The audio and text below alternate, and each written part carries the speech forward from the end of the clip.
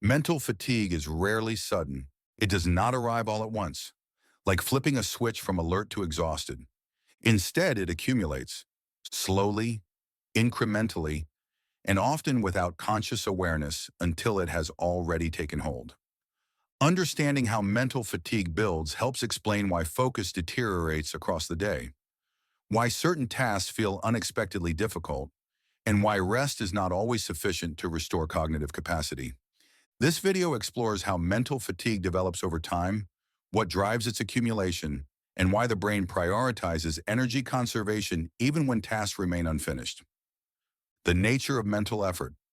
Mental fatigue is the result of sustained cognitive effort. But what exactly constitutes effort? Effort is not simply thinking. It is the deliberate allocation of attention and control toward a task that does not run automatically. When a task requires conscious decision-making, inhibition of impulses, sustained focus, or manipulation of information, the brain is exerting effort. Each instance of effort has a small cost. The cost is not purely metaphorical, it is biological. Cognitive effort consumes glucose and oxygen, generates metabolic byproducts, and activates specific neural circuits, particularly in the prefrontal cortex. Over time, the cumulative cost of these activations leads to fatigue. The first hour, minimal depletion. In the first hour of cognitive work, fatigue is usually minimal. The brain has sufficient resources, attention is relatively sharp, and tasks feel manageable. This does not mean the brain is not working. It means the brain's energy reserves have not yet been significantly depleted. During this phase, people often underestimate how much effort they are expending. The work feels sustainable, and there is little feedback signaling that resources are being consumed. But even during this early period, small amounts of metabolic waste are beginning to accumulate in active brain regions. Neurons that are firing repeatedly are using energy, and the byproducts of that energy use are not immediately cleared. This accumulation is subtle, but it is happening. The second and third hours, signals begin to emerge. After 2 to 3 hours of sustained cognitive effort, the first signals of fatigue begin to emerge. Attention starts to drift more frequently, mistakes increase slightly, and tasks that felt straightforward earlier now require more conscious effort. These changes are often attributed to boredom or distraction, but they are more accurately described as early-stage resource depletion. The prefrontal cortex, which has been managing executive control, is beginning to show signs of reduced efficiency. The neurons in this region have been firing consistently, and the metabolic cost is starting to outweigh the brain's ability to replenish resources in real time. At this stage, people often try to push through. They increase effort, refocus attention, and attempt to maintain the same level of performance. This strategy works temporarily, but it accelerates depletion. The brain is now working harder to achieve the same output, and this increased effort compounds the accumulation of fatigue. The role of metabolic waste. One of the key drivers of mental fatigue is the accumulation of metabolic byproducts. When neurons fire, they produce waste products like adenosine. Adenosine is a neuromodulator that builds up in the brain during prolonged activity.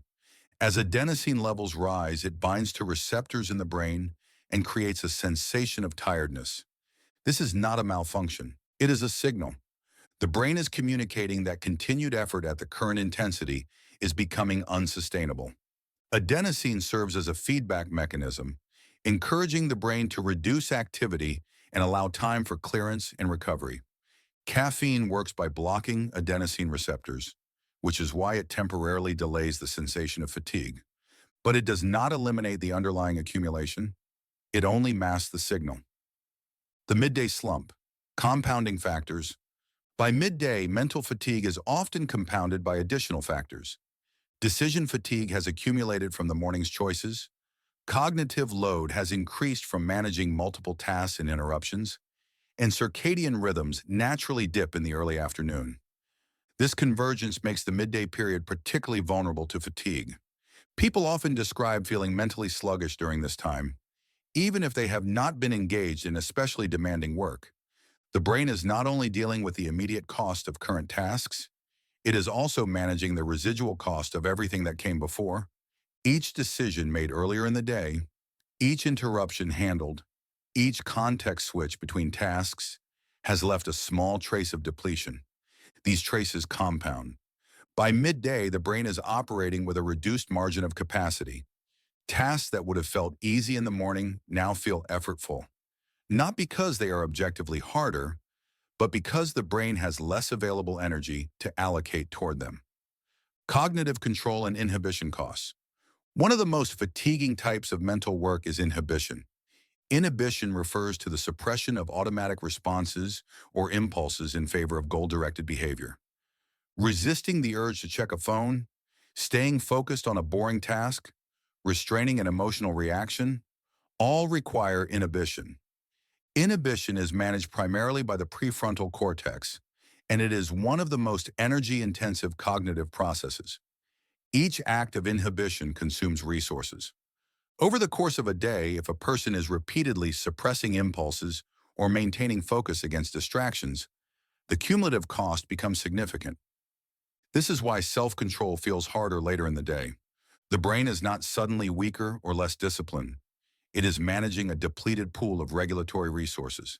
By late afternoon, tasks that require sustained inhibition, like editing a document or resisting unhealthy food, feel disproportionately difficult.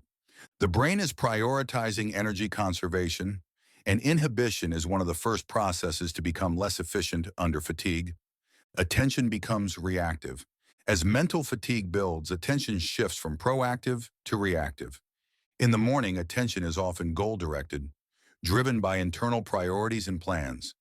By late afternoon, attention becomes more stimulus-driven, pulled by external cues rather than guided by intention. Notifications become harder to ignore, ambient noise becomes more distracting, and the mind wanders more frequently toward low-effort activities. This is not laziness. It is the brain adapting to reduced capacity. When resources are low, the brain defaults to less effortful modes of operation. Reactive attention requires less cognitive control than sustained, goal-directed focus. So the brain shifts toward the mode that conserves energy. The evening, fatigue, and recovery. By evening, mental fatigue is often at its peak. For many people, complex cognitive work feels nearly impossible during this time. The prefrontal cortex, after a full day of managing decisions, focus, and inhibition, has limited capacity left. However, not all cognitive functions are equally affected by fatigue. Creative, associative thinking often remains intact because it relies less on effortful control and more on spontaneous neural activity. This is why people sometimes have insights or creative ideas in the evening, even when they cannot focus on analytical work. The brain is still active, but it is operating in a different mode. Rest and sleep allow the brain to clear metabolic waste, restore energy reserves, and reset regulatory systems. During sleep, adenosine is cleared, glucose stores are replenished, and the prefrontal cortex recovers its capacity for executive function. Without adequate rest, fatigue carries over into the next day, and the brain begins each morning with a deficit rather than a full reserve. Why mental fatigue is often invisible. One of the challenges of mental fatigue is that it is often invisible to others, and sometimes even to the person experiencing it. Unlike physical fatigue, which produces observable signs like slowed movement or labored breathing, mental fatigue is subjective. A person may appear to be functioning normally, sitting at a desk, responding to emails, attending meetings, while internally their cognitive capacity has been significantly reduced. This invisibility can lead to underestimation. People assume that because they are still functioning, they are not fatigued. But functioning is not the same as operating at full capacity. The brain can continue to perform, but at a reduced level of efficiency, accuracy, and control. Tasks take longer, errors increase, and the subjective experience of effort intensifies. Individual variation in fatigue accumulation. Not everyone accumulates mental fatigue at the same rate.